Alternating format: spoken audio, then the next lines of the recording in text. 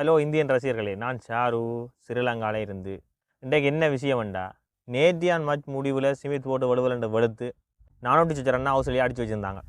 சரியண்டு India team வந்து பேட்டிங்க்கு வந்தது. அதில் ஓப்பனர் இறங்கின ரோஹித் சர்மா வந்து வழக்கம் போல் தக்கத்து மீத்தா காட்டிட்டு போயிட்டார். பேசாமல் அவர் பின்னிக்கே இறங்கியிருக்கலாம், இல்லாட்டி இறங்காமல் கூட விட்டுருக்கலாம். அவருக்கு பேயாமல் அந்த சிராஜுக்கு பக்கத்து ஒரு இடம் கிடக்கல்லோ அந்த இடத்துல போட்டு கொடுத்துக்கலாம். அதுவும் இல்லை, தேவையில்லாமல் ஓப்பன் இறங்கி அவரும் அவுட் ஆகிட்டார். அவர் ஃபோமுக்கும் வரும் வரைக்கும் நிலைமை கொஞ்சம் கஷ்டம்தான். சரியண்டு இது இப்படி இருக்க ராகுல் வண்டவனாக இறங்கி ஓரளவுக்கு சிறப்பாக விளையாடினான். சரியோ, ஜெயசுவால் நல்லா விளையாடி வந்த ஜெயசுவால் தேவையில்லாமல் தானே ரன் ஓவர் போட்டுட்டு கோலியை சாட்டி போட்டார். கோலி ஆக்ரோஷமாக விளையாடுறாருன்னு பார்த்தா கோலி ஒரு கொஞ்சம் நேரத்தில் சோழி முடிஞ்சு வெளியில் போகிறார்.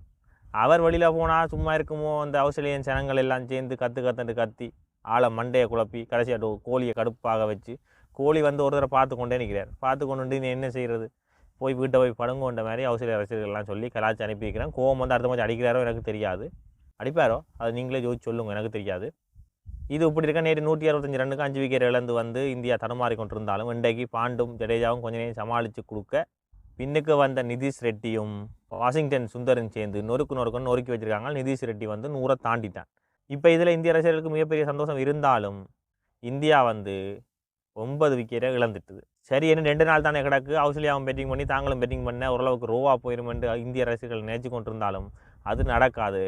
கடைசி நாள் ஒரு 50 ஓவர் 60 ஓவர் கொடுத்தா கூட இந்தியாண்ட சோழி முடிஞ்சிடும். ஏன்னா அந்த இடத்துக்கு தான் கிடக்கு இந்தியாண்ட பேட்டிங். நிதிஷ் ரெட்டியை வச்சு தான் இப்போ பேட்டிங் செய்கிறாங்க, வாஷிங்டன் சுந்தரையும் வச்சு. இது ஒரு எவ்வளவு கேவலமான ஒரு செயல் இந்தியா டீமுக்கு.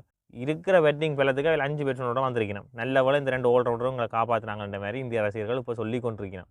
என்னதான் இருந்தாலும் தொடர்ந்து அவையாலேயே காப்பாற்றாலே எந்த ஆஸ்திரேலியாக்காரங்கள் மூலக்காரங்கள் இன்றைக்கு இரவு போய் டிவியில் இதில் எல்லாம் இவங்க என்னென்று விளையாடுறாங்கன்ட்டு பார்த்துட்டு ஆகண்ட சோழியை முடிச்சு போடுவாங்க அடுத்த இன்னிங்ஸில்.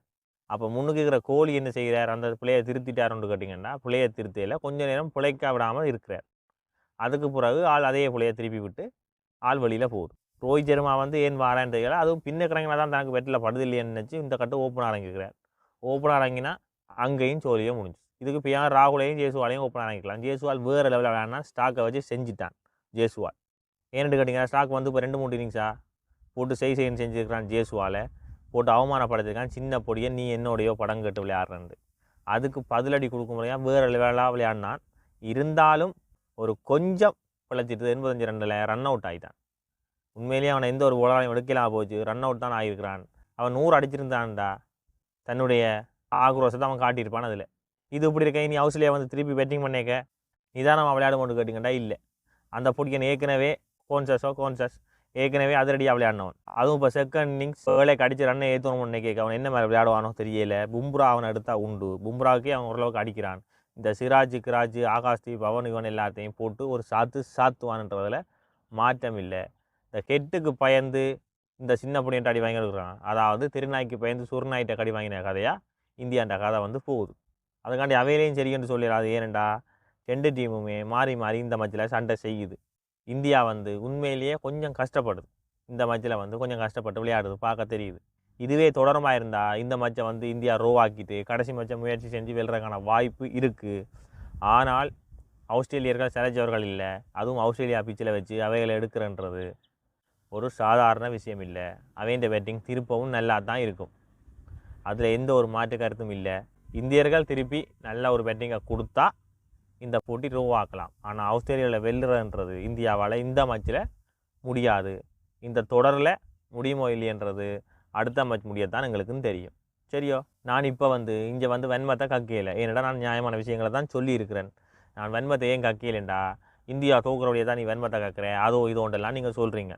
உண்மையிலேயே நான் இன்றைக்கு வன்மத்தை கக்காத காரணம் என்னென்றா, நோமலாக 2 டீமும் விளையாடுதோ பார்ப்போம், இருந்து சத்தம் போடாமல் இருந்து பார்ப்போம். நான் வன்மத்தை கக்கிறவடைய தான் நீங்கள் தோக்குறீங்களோ இல்லாட்டி நீங்கள் தோக்குறவடைய தான் நான் வன்மத்தை கக்கிறணுன்றது கொஞ்சம் பொறுத்து இருந்து பார்ப்போம்.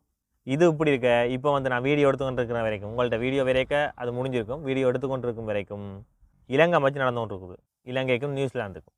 அந்த மேட்சின ஸ்கோர் விவரங்களை நான் வந்து அந்த மேட்ச் முடிய விட்டு வந்து உங்களுக்கு சொல்கிறேன். ஒருவேளை இலங்கை தோற்காது நேர்மையாக நான் வந்து அந்த டீமையும் கழுவி ஊற்றுவேன்றதை சொல்லிக்கொண்டு உங்களிடம் வந்து விடைபெறுகிறேன். நன்றி, வணக்கம். சப்ஸ்கிரைப் பண்ணுங்க, பெல் பட்டனை அமர்த்தி வச்சுக்கொள்ளுங்க. அப்போ தான் நான் வந்து கற்கிற வன்மங்கள் எல்லாம் உங்களை வந்து அடையும்.